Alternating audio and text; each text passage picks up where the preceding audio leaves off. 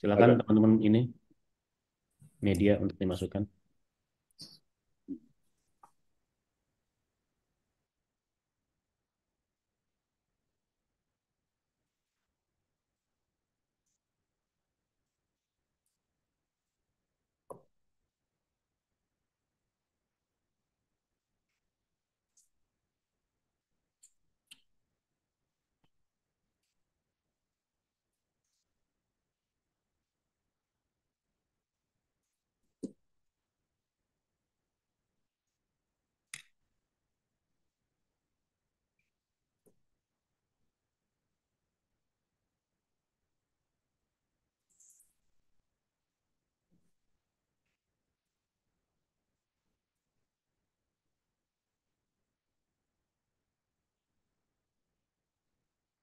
Sepertinya sudah semua bergabung di Zoom meeting kali ini. Kita akan mulai apa namanya temu media pada siang hari ini.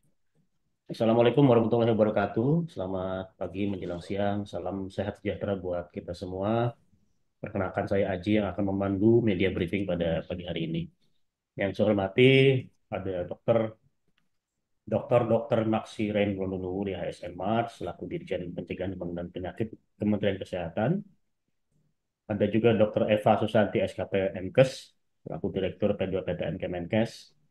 Ada juga Dr. Yusi Afriani Dewi, spesialis THT BKL subspesialis onkologi MKes, Ketua Umum Perhati KL. Ini Perhimpunan Dokter Spesialis THT ya. Kemudian juga ada Kakak Kayla Angelin, salah seorang pengguna hearing aid, dan juga rekan-rekan jurnalis yang berbahagia yang kami banggakan. Menurut Badan Kesehatan Dunia atau WHO, gangguan pendengaran menjadi penyebab disabilitas terbesar keempat ya secara global. Pada tahun 2021 ini ada 65% disabilitas itu yang disebabkan oleh gangguan pendengaran sedang hingga berat. Nah, untuk menyadarkan masyarakat tentang pentingnya pencegahan dan eliminasi gangguan pendengaran, setiap tahunnya diperingati World Hearing Day atau WHD, Hari Pendengaran Sedunia pada tanggal 3 Maret. Ya. Nah, tema peringatan Hari Pendengaran Sedunia tahun 2024 secara global itu adalah Changing Mindset, Let's Make Ear and Hearing Care a Reality for All. Dan tema nasionalnya adalah Ubah Pola Pikirmu, Mari Peduli, Tuli Dapat Ditangani. Pagi hari ini Kementerian Kesehatan mengadakan temu media untuk memberikan penjelasan kepada masyarakat umum tentang berbagai tantangan, upaya, dan layanan penanganan gangguan pendengaran di Indonesia. Lalu hadir bersama kita Dr. Maksi, kemudian ada juga Dr. Yusi, dan juga ada Kakak Kaila yang nanti akan memberikan penjelasan kepada kita semua. Setelah penyampaian materi dari para narasumber, nanti kita akan buka forum tanya jawab. Silakan teman-teman media yang memanfaatkan fitur raise hand atau kolom chat untuk bertanya kepada para narasumber. Dan untuk kesempatan pertama kami berikan kepada Bapak Maksi. Disilakan Pak Dirjen. Terima kasih, Mas Aji. Assalamualaikum warahmatullahi wabarakatuh. Salam sejahtera bagi kita sekalian. Om Swastiastu, Namo Buddhaya, salam kebajikan. Yang saya hormati Dr. Lucy Fabiani Desi sebagai Ketua Perhati KL, sekaligus narasumber, juga Bu Eva, Direktur Penyakit Tidak Menular. Kemudian ada Kayla, Pak Kayla Angelin, nanti akan mengadakan testimoni.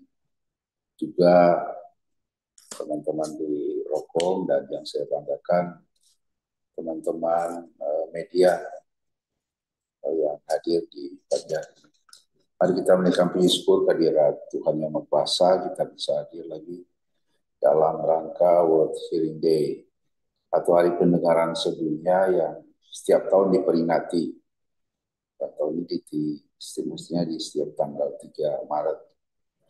Ini sebagai bentuk dukungan terhadap komitmen global Sound Healing 2030 yang merupakan inisiatif global untuk pencegahan dan eliminasi terhadap gangguan pendengaran.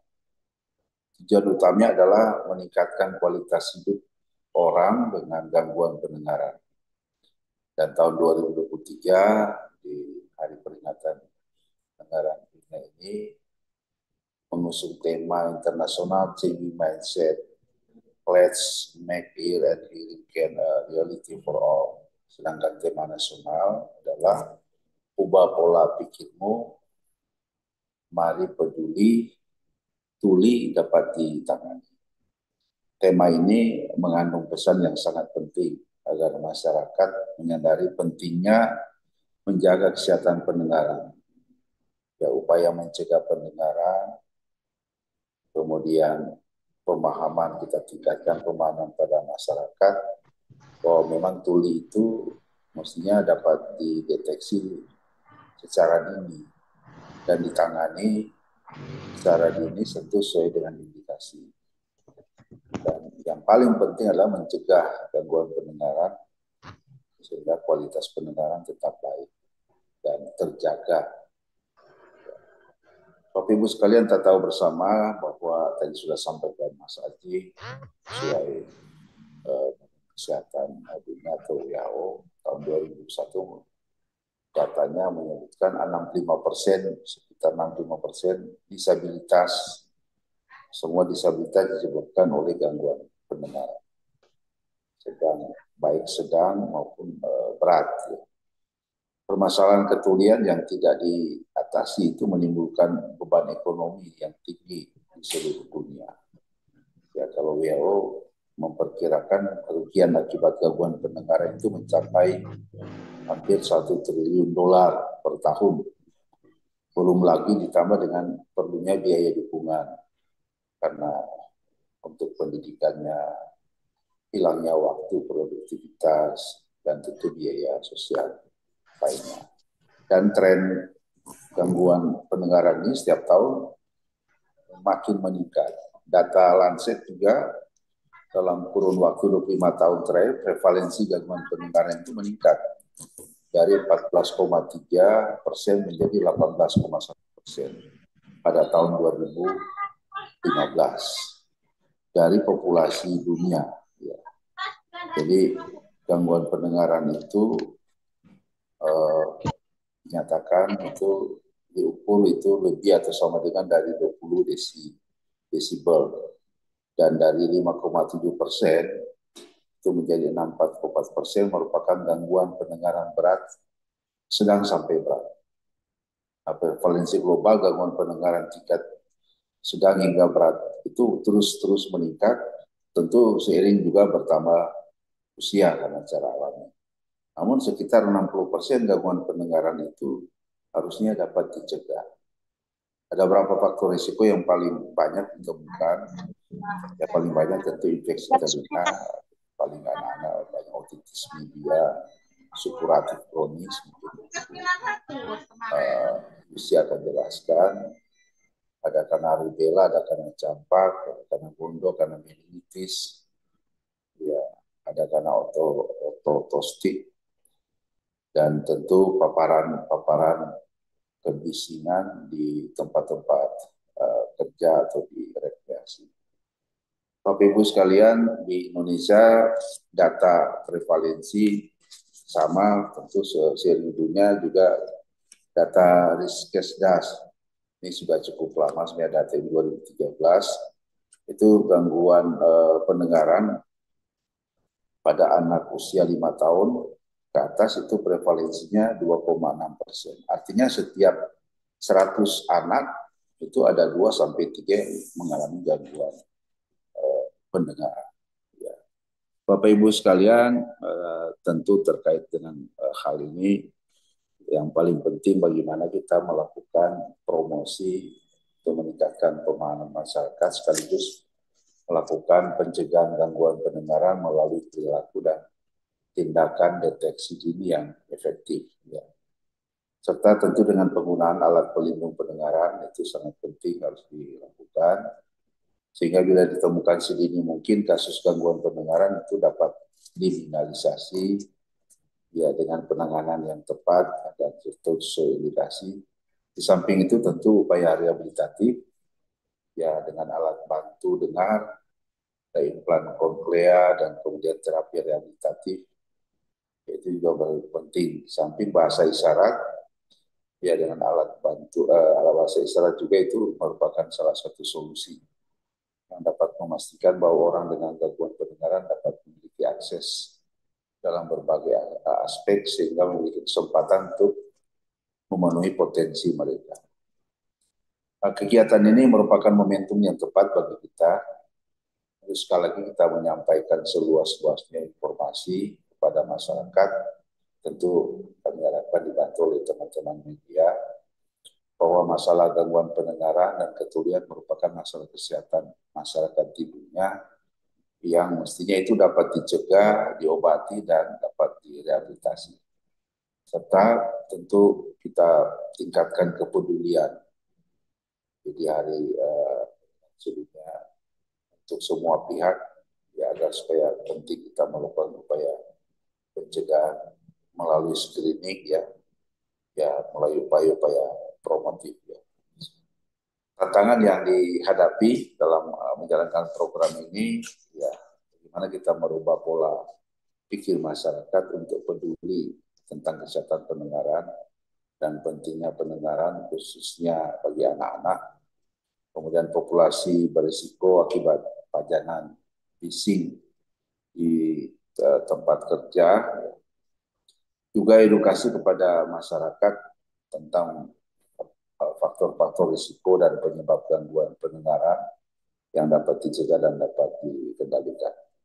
Tapi di samping itu sarana dan prasarana untuk pemeriksaan pendengaran di semua unit pelayanan masih perlu ditingkatkan, ditambah penggunaannya. Masih terbatasnya pelayanan kesehatan telinga dan pendengaran terutama di layanan primer. Apa upaya yang sudah dilakukan? Yang pertama kita sudah meningkatkan kapasitas petugas terutama di layanan primer dalam melakukan deteksi dini, kemudian dukungan regulasi ya terutama penyediaan alat-alat standar dalam melaksanakan pemeriksaan pendengaran di pelayanan kesehatan. Kemudian ya tentu dukungan pembiayaan melalui JKN ya termasuk tentu alat bantu kesehatan pendengaran. Kemudian ya hari ini seperti penyebar luasan informasi, TOSO, kemudian info-info di media massa itu juga dilakukan. Ya. Kemudian tentu pesan pada masyarakat, beberapa hal yang harus mendapat perhatian adalah setiap orang yang harus memeriksa pendengaran mereka secara berkala, terutama mereka yang berisiko tinggi mengalami gangguan pendengaran seperti orang dewasa yang sudah di atas 50 tahun, mereka yang bekerja di tempat-tempat yang bising, di bandara, mereka yang mendengarkan musik dengan volume tinggi dalam waktu jangka panjang dan lama, ya, itu pasti akan mengalami gangguan telinga. Kemudian kita perlu mengedukasi juga masyarakat hal-hal yang kecil, misalnya hindari mengorek telinga dengan berbagai macam alat, apalagi yang tajam. Ya. Kemudian hindari masukkan minyak cairan ke dalam telinga, kecuali obat dari dokter atau petugas medis. Segera berobat ya jika ada batuk, pilek, dan sakit telinga dan gangguan di telinga, rasa penuh karena kemungkinan akan ada infeksi. Ya. Hindari paparan bising lingkungan. Kemudian pentingnya edukasi ya pada masyarakat untuk volume yang aman mendengarkan suara. Ya. Harapan tentu pada teman-teman media yang hadir agar supaya dapat mengangkat isu kesehatan pendengaran menjadi konten yang penting sehingga masyarakat mengetahui dan peduli tentang kesehatan pendengaran.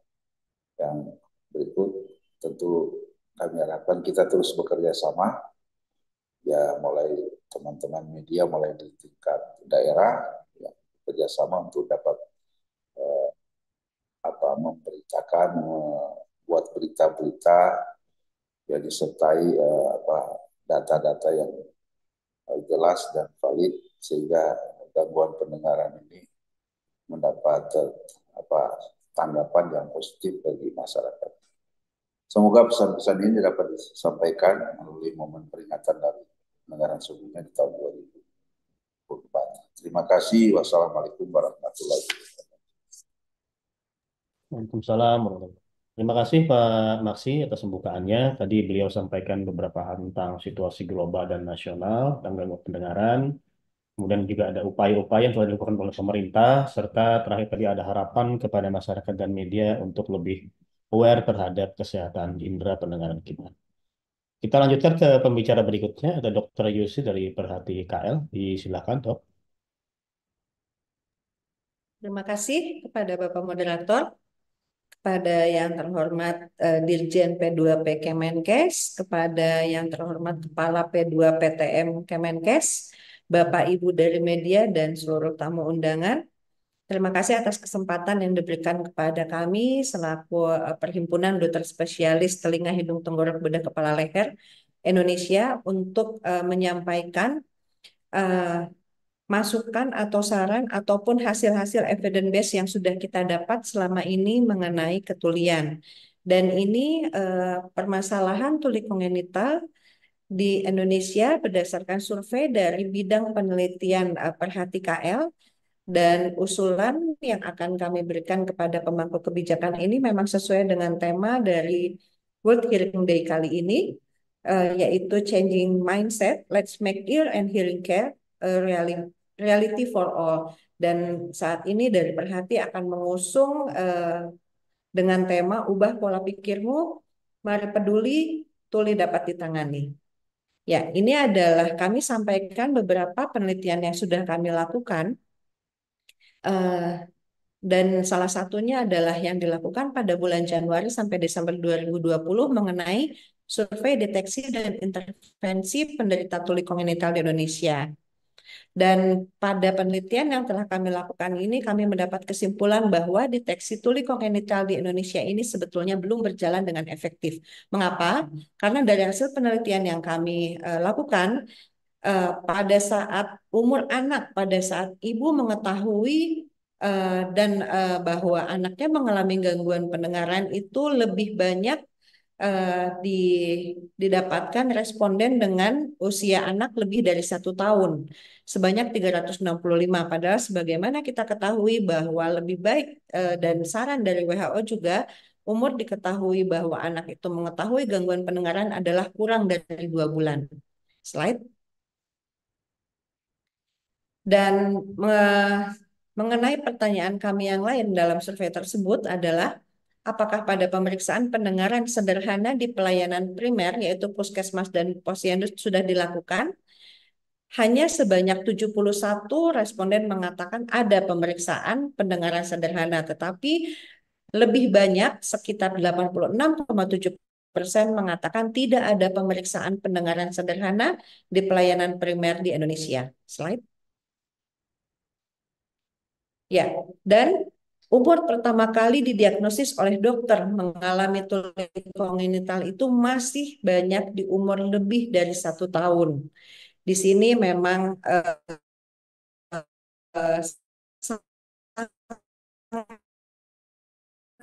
tinggi, yaitu hampir 90. Slide.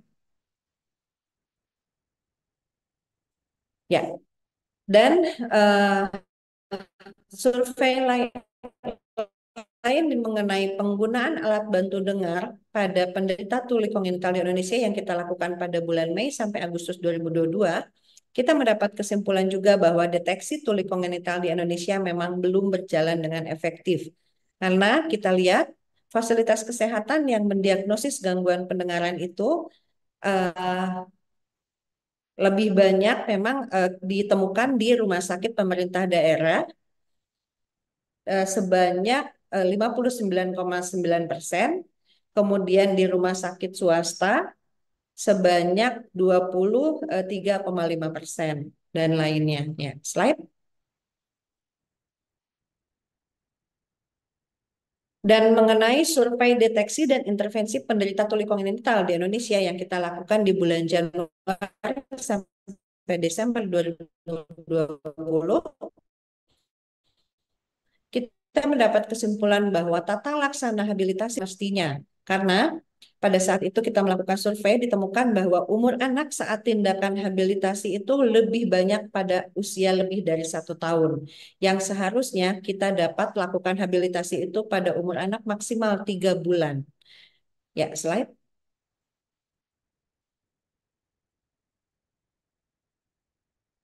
Ya. Kemudian mengenai survei penggunaan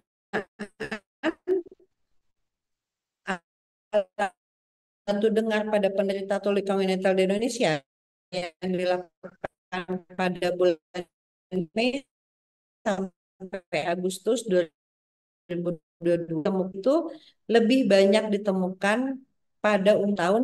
Slide.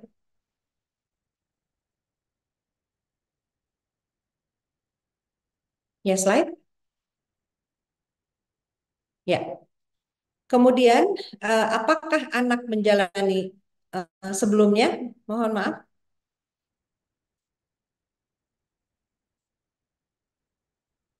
Ya.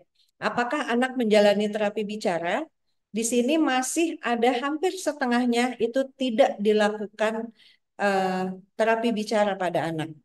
Ya, dengan responden 535 orang, yang tidak dilakukan adalah 55,1%. Ya, slide.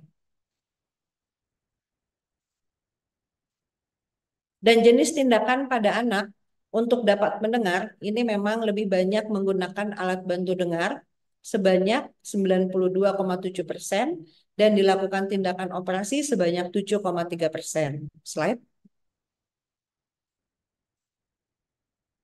Ya, bagaimanakah cara pembiayaan untuk mendapatkan alat bantu dengar? Kita melakukan survei tersebut. Dan memang dapat kita simpulkan bahwa bantuan alat bantu dengar dari pemerintah sampai saat ini masih kurang berkualitas. Karena dari beberapa hasil penelitian dapat kita temukan bahwa yang pertama, cara pembiayaan untuk mendapatkan alat bantu dengar ini memang lebih banyak mandiri sebanyak 128 orang. Dari BPJS murni 54 orang, BPJS dengan tambahan biaya 58 orang, dan dari beberapa donatur 39 orang. Slide. Ya, ini juga sama, ini masih didapatkan survei yang lain yang kita lakukan pada bulan Mei sampai Agustus 2022 masih didapatkan dengan biaya mandiri 321 orang, BPJS tambah biaya 109 orang, dan BPJS murni hanya 29 orang. Slide. Dan penggunaan ABD dengan pembiayaan BPJS murni itu kita tanyakan apakah masih digunakan sampai saat ini. Dan 12 orang mengatakan iya dan 17 orang mengatakan tidak. Jadi memang hampir setengahnya lebih tidak menggunakan alat bantu dengar yang murni dari BPJS. Slide. Nah, ini kita tanyakan juga mengapa alasan anak tidak menggunakan alat bantu dengar tersebut. Paling banyak mengatakan bahwa alat tersebut tidak nyaman untuk digunakan. Kemudian alat tersebut tidak membantu pendengaran. Kemudian menimbulkan rasa gatal atau nyeri di telinga. Kemudian baterainya cepat soak dan ada juga yang mengatakan anak malu memakainya. Ya, slide. Dan berdasarkan survei yang kita lakukan mengenai deteksi dan intervensi penderita tuli kongenital di Indonesia, itu kita dapat menyimpulkan bahwa hasil akhir tata laksana penderita tuli kongenital ini tidak memuaskan sampai saat ini. Dan kita tanyakan bagaimanakah komunikasi anak dengan orang lain. Cari orang kedua. Ya, bagaimanakah komunikasi anak dengan orang lain? Ya. Banyak 112 mengatakan mampu.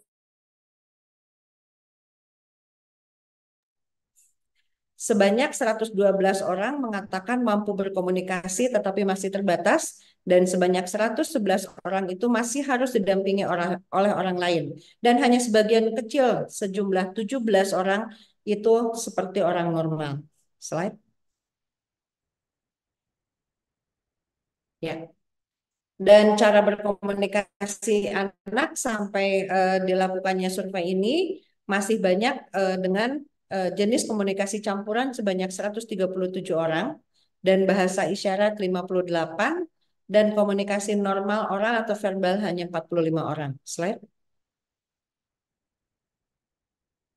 Dan mengenai survei tersebut, kita juga dapat mendapatkan kesimpulan bahwa pandangan masyarakat terhadap penderita tuli kongenital ini juga masih kurang baik.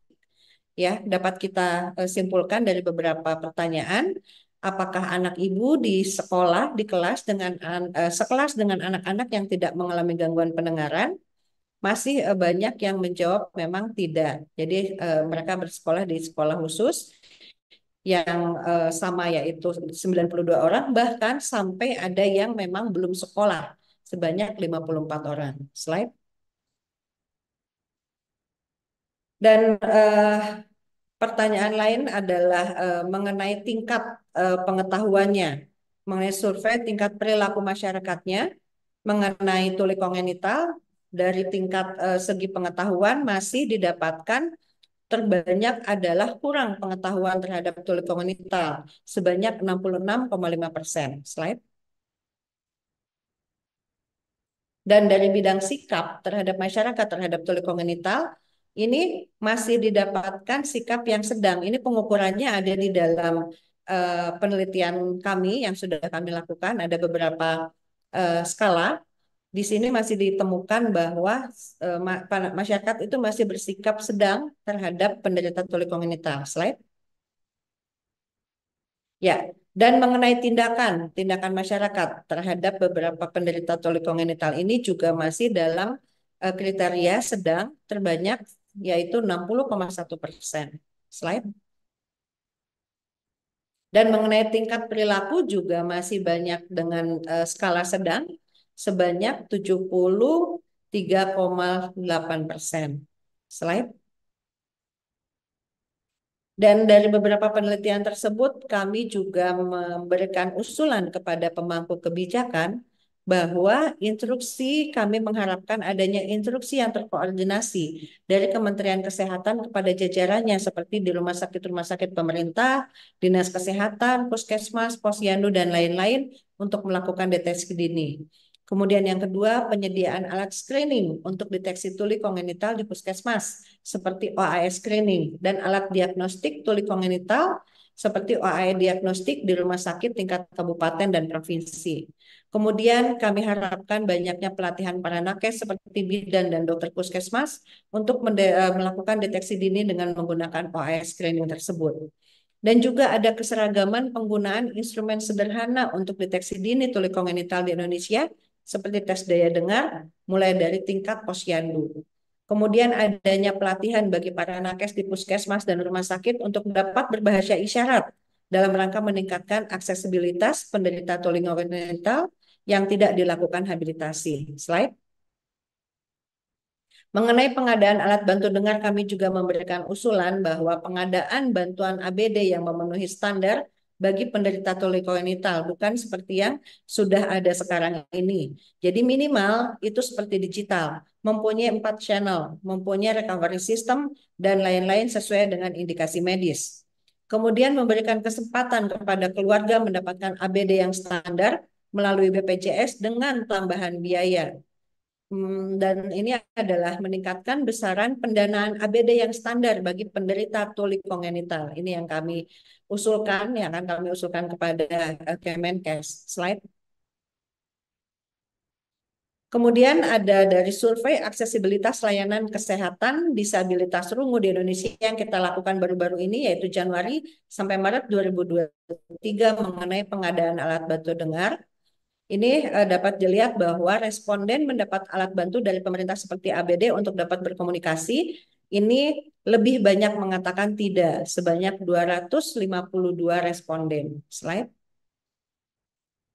Kemudian mengenai ABD dengan pembiayaan BPJS tambah biaya, di sini dapat dilihat bahwa animo masyarakat itu mengatakan meringankan biaya pembelian ABD karena ada pertanggungan sebesar 1 juta rupiah sebanyak 87%.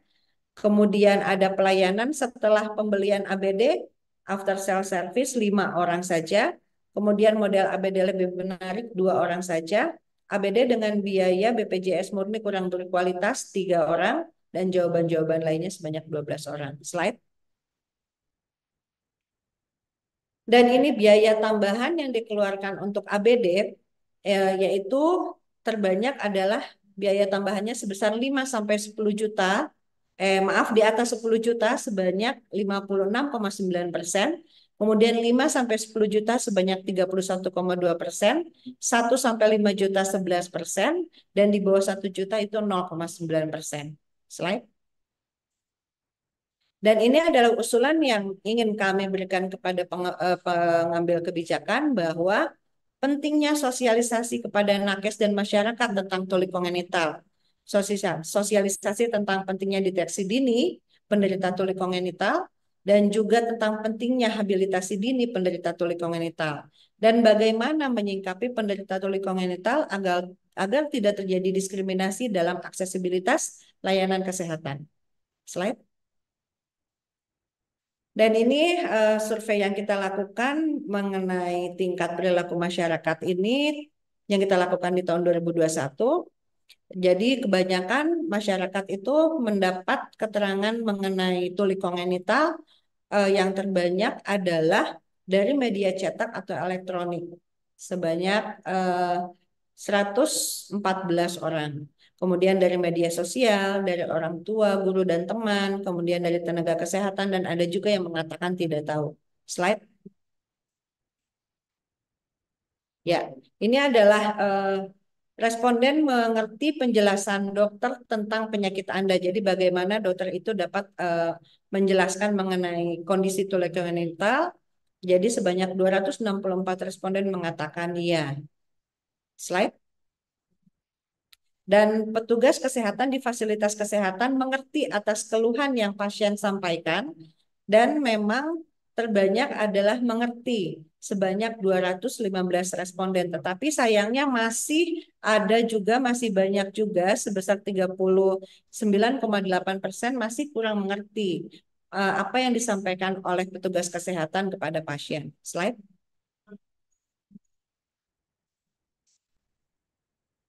Ya, dan ini bagaimana responden merasa mendapat kemudahan atau kenyamanan berobat ke fasilitas kesehatan dan terbanyak memang sebanyak 79% mengatakan ya merasa nyaman untuk berobat ke fasilitas kesehatan. Slide.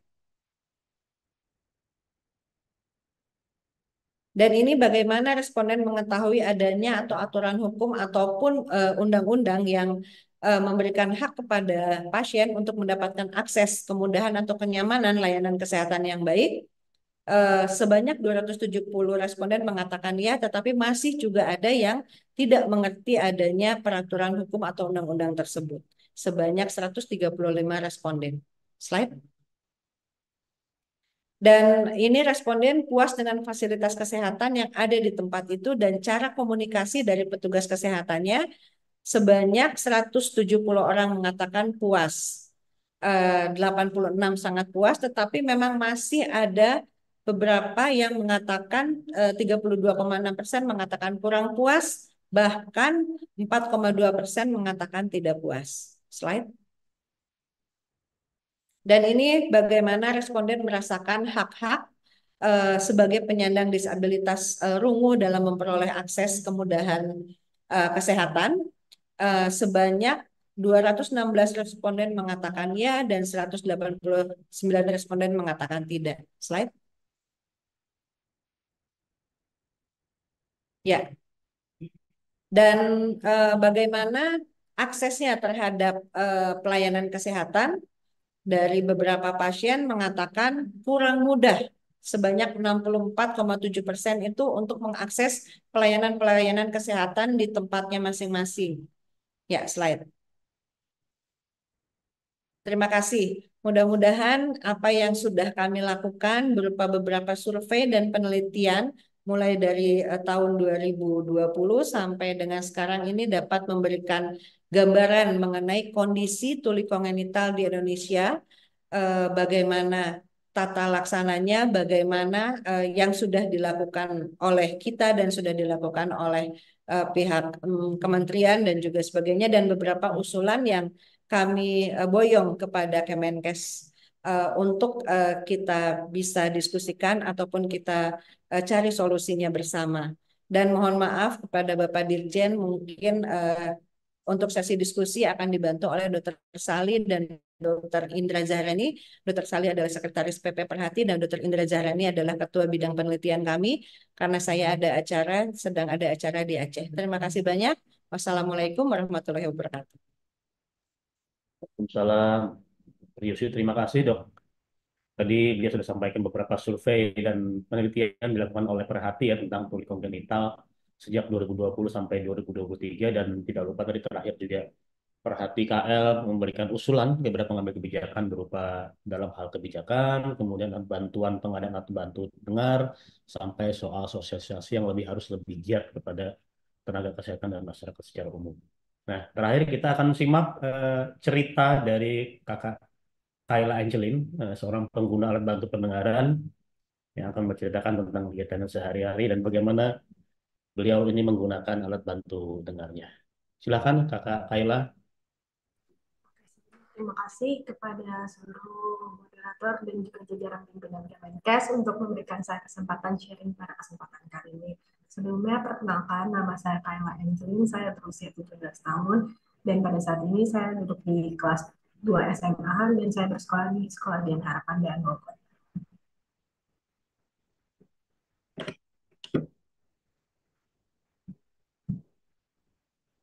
Apakah suara saya terdengar? Terdengar. Silakan dilanjut. Ya. Sebelumnya di sini saya mau menceritakan tentang bagaimana saya bisa mengetahui saya memiliki gangguan pendengaran. Jadi yang ibu saya ceritakan, pada saya di usia 1,5 tahun, saya diketahui bahwa saya tidak bisa mendengar, saya memiliki gangguan pendengaran. Lalu saya melakukan pengecekan kepada dokter THT, dan dokter THT pun menyatakan bahwa saya tidak bisa mendengar, dan saya tidak bisa mendengar itu sekitar di 110 desibel. Jadi saya tuh baru bisa dengar suara normal itu ketika suara pesawat. Jadi kalau mungkin untuk orang yang normal suara pesawat itu sangat berisik ya, suara mesin pesawat. Namun bagi saya itu sangat normal gitu.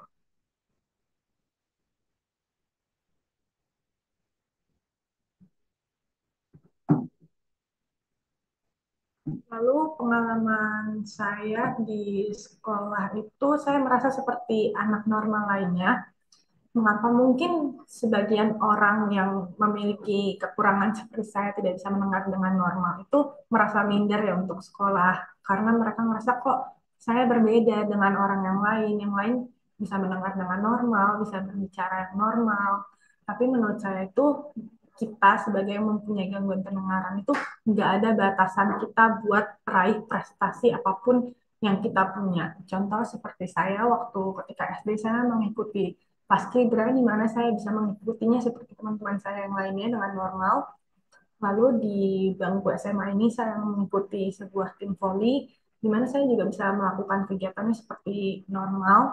Lalu teman-teman saya juga merangkul saya gitu untuk lebih kayak, ayo Kayla kamu pasti bisa, walaupun mereka tahu saya tuh punya kekurangan di pendengaran. Mereka juga selalu yang kayak kasih aba-aba, oh ya nanti abis ini kamu harus kayak gini ya. Gitu. Terus saya juga sangat suka sekali berenang. Jadi mungkin untuk saya yang memiliki kekurangan itu kan pasti kalau berenang kita itu harus bisa dengar suara tempo air, suara dari orang sekitar. Namun karena saya bisa menggunakan alat implan ini sangat membantu saya sehingga saya bisa beraktivitas seperti orang normal.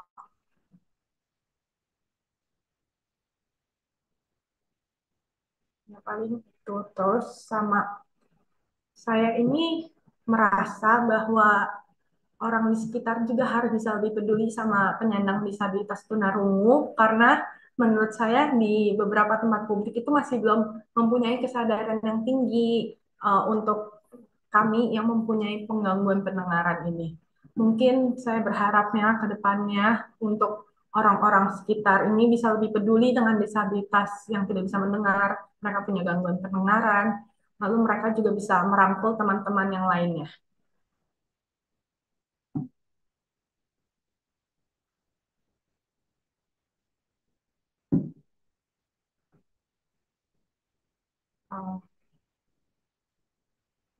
Lalu untuk motivasi teman-teman di luar sana yang memiliki kekurangan seperti saya, jangan pernah menyerah, jangan pernah dengerin apa kata orang, karena setiap prosesnya itu harus dijalani walaupun sulit, tapi saya yakin ketika proses itu sudah dilewati bertahap-tahap, kita semua pasti bisa, dan kita nggak ada bedanya seperti orang normal, hanya kita memiliki kekurangan. Namun kekurangan itu jangan dijadikan sebagai rasa kayak kok saya merasa kurang gitu, tidak bisa seperti itu. Jadi kita harus merasa kayak kita bisa, kita juga punya bakat yang kalian bisa tunjukin, walaupun kalian punya kekurangan, kalian harus tunjukin itu.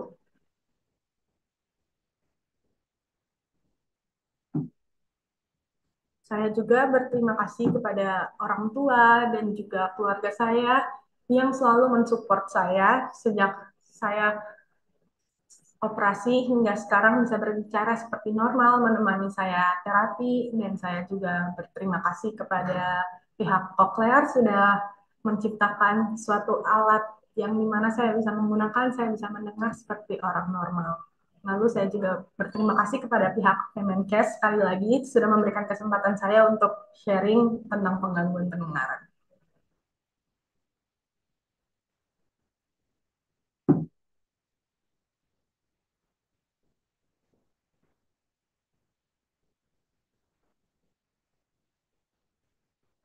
Ada lagi, Kakak Kaila? Udah sih itu aja. Ya, kabarnya ada beberapa prestasi juga yang sudah dicapai oleh Kak Kaila. Mungkin bisa sharing juga, Kak Kaila. Prestasinya sih itu aku pertama waktu ketika SD aku mengikuti lomba paskibraka, lalu di SMA ini saya mengikuti kegiatan sport volley juga sudah beberapa kali mengikuti kegiatan lomba antar sekolah. Ya, keren ya, Kak Kaila ya. Artinya memang tadi kita simak bersama bagaimana Kak Kaila ini bercerita tentang bagaimana awalnya ya, cerita awalnya terdeteksi mengalami gangguan pendengaran, kemudian sudah cerita juga aktivitas-aktivitas sebagai seorang pelajar SMA ya, dan juga menceritakan tentang dukungan dari lingkungan sekitarnya dan juga Kak Kaila ini sampaikan motivasi ya kepada sesama penyandang disabilitas gitu, supaya tidak gampang menyerah, tetap semangat dan berprestasi seperti yang sudah dilakukan dan diperoleh oleh Kak Kaila.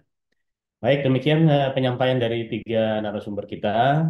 Selanjutnya kami berikan kesempatan kepada rekan-rekan wartawan yang ingin bertanya kepada ketiga narasumber kita, ke materi kita. Silakan untuk bisa chat atau mungkin langsung raise hand gitu. Silakan.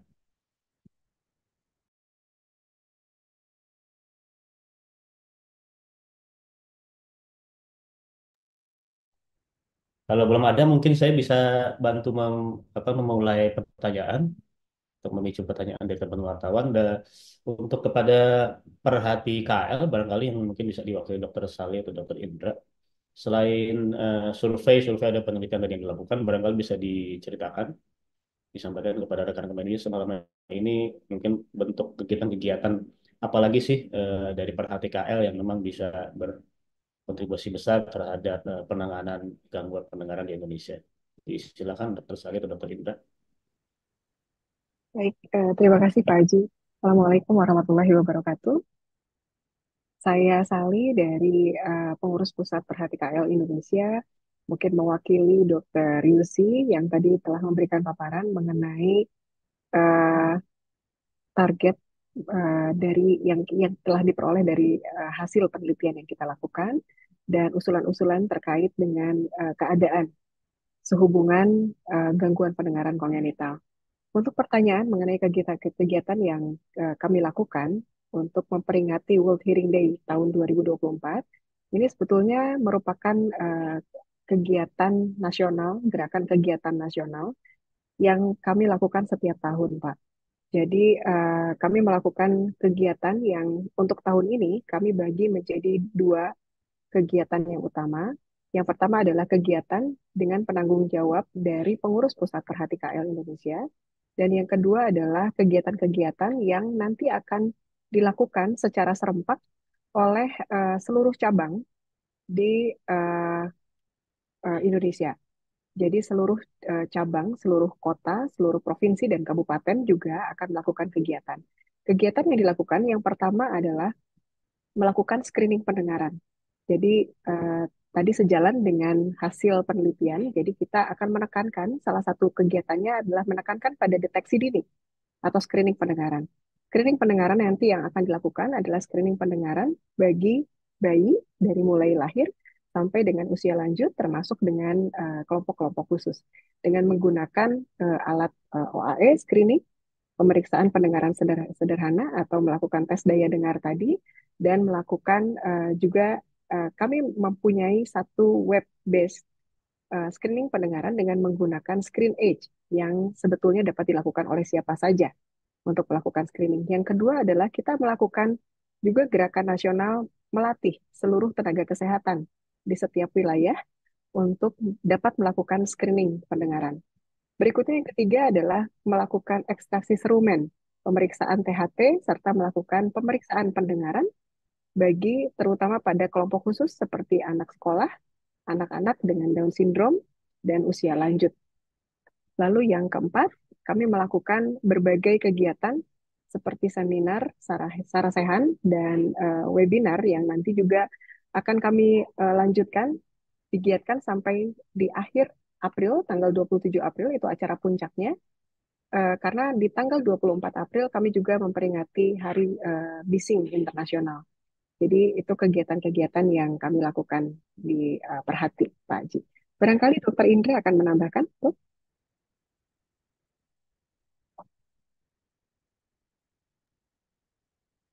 Silakan Dr. Indra. Ya, ya, terima kasih Dr. Salim dan Adia. Assalamualaikum warahmatullahi wabarakatuh.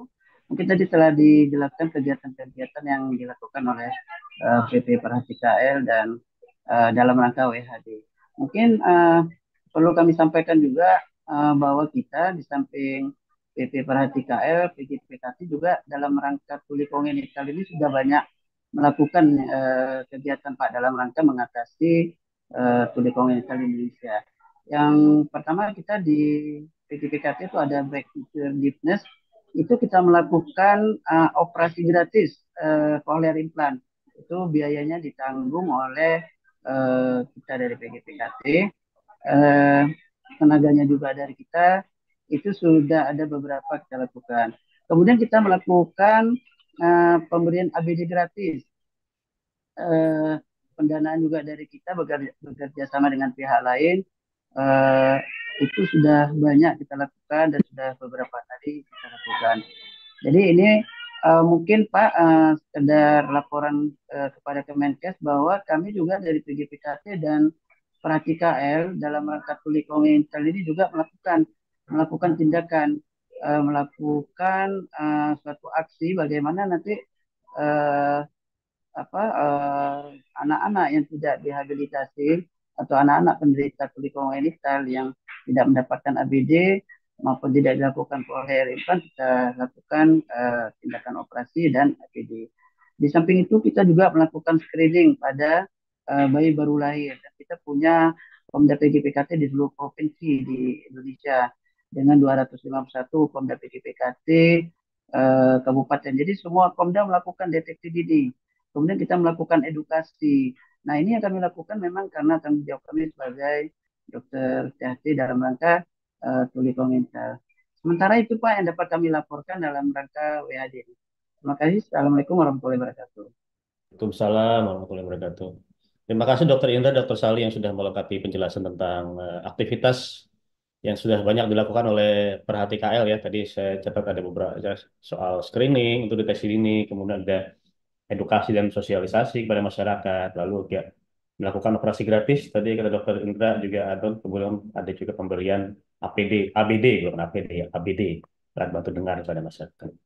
Baik, kami masih menunggu kalau ada teman-teman wartawan yang ingin bertanya.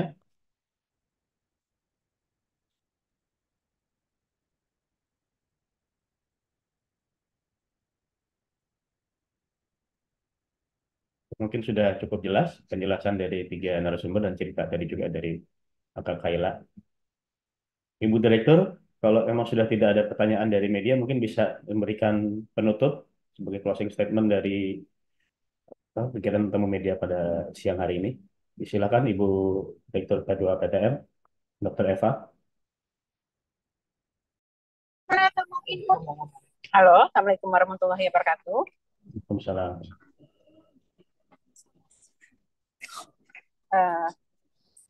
Terima kasih, terutama kepada narasumber yang pada hari ini bisa memberikan informasi dan ilmu pengetahuan kepada masyarakat, terutama bagaimana nantinya masyarakat bisa menyadari pentingnya menjaga kesehatan pendengaran dan gangguan pendengaran, serta kami menghimbau agar masyarakat mau melakukan deteksi lebih awal dan ditangani nantinya sesuai dengan indikator kinerja mulai dari teman-teman puskesmas ya, karena tahun ini juga kita akan menyiapkan peralatan, kemudian juga melengkapi kebutuhan yang ada di rumah-rumah sakit. Dan kita memang berharap bahwa karena gangguan indera fungsional terutama pendengaran dan penglihatan itu hal yang sangat penting karena akan mempengaruhi produktivitas dari masyarakat ya, tentu ini kita harus jaga supaya ini tetap sehat dan menghindari dari gangguan pendengaran terutama juga yang ada di tempat kerja sesuai dengan kita harus lakukan deteksi, kita harus peduli dan kita harus tangani. Dan kami mengucapkan terima kasih terutama kepada Dr. Kaila atas semangat dan ininya juga, kemudian dari narasumber yang tadi juga salah satunya dari Dr. siapa tadi ya, juga kami sampaikan terima kasih. Kemudian dari teman-teman media, kami harapkan mudah-mudahan apa yang disampaikan oleh para narasumber dan Bapak Dirjen ini bisa disampaikan ke masyarakat dan menjadi pengetahuan untuk masyarakat semua untuk bisa menjaga kesehatan dan menyehatkan masyarakat Indonesia. Terima kasih. Bila topik Odaya. Wassalamualaikum warahmatullahi wabarakatuh. Waalaikumsalam warahmatullahi wabarakatuh. Terima kasih Bu Direktur PDPTM, Dr. Eva Susanti. Kami juga sampaikan terima kasih, apresiasi kepada para narasumber, ada Pak Dirjen P2P, Dr. Maksi, nah, kemudian juga dari Perhati, ada 3 orang tadi, ada Dr. Yusi, Dr. Sali, Dr. Indra, dan terakhir ada Kakak Kaila juga, Kakak Kaila Angelin ya. Penyandang disabilitas yang juga sekarang sudah terus tumbuh berkembang menjadi pelajar yang berprestasi, begitu kita banggakan bersama. Juga teman-teman wartawan yang dari berbagai media sudah hadir pada media siang hari ini. Mohon maaf jika ada yang kurang berkenan, saya tutup. Wassalamualaikum warahmatullahi wabarakatuh. Selamat siang ya buat kita semua. Waalaikumsalam. Terima kasih Mbak Kaila, Bu Seli. Terima kasih. Terima kasih Dr. Dok. Bu Kelly dan Mbak Kaila. Terima kasih ya. Terima kasih Bu. Ibu. Sukses Mbak Kaila.